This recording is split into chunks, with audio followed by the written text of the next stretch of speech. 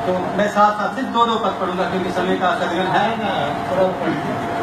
डोगरी में देखिए कि एक नज्म का कि तुस भी कर ले हो अस भी कर ले यहाँ, तुस भी कर ले हो अस भी कर ले यहाँ, तमशा खिंडे दे किश परे आंगर, जली जुड़े दे जन घरे आंगर, कली राती दे बिस्तरे आंगर, तुस भी कर ले हो अस भी कर ले, तुसे सुक्की दी बावली आंगर, सुक्की टाली दी गुट कली आंगर, कुसे कश्मीर दी गली आंगर, तुस भी कर ले हो अस भी कर ले हो।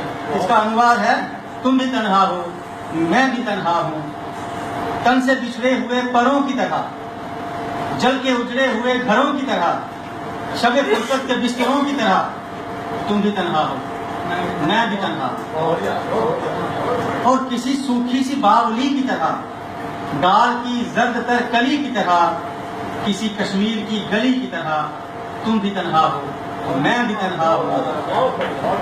और बिना उन्वान की कहानी की तरह, लफ्ज मानी के ही मानी की तरह, घने जंगलात के पानी की तरह, तुम भी तन्हा हो मैं भी तन्हा हूँ।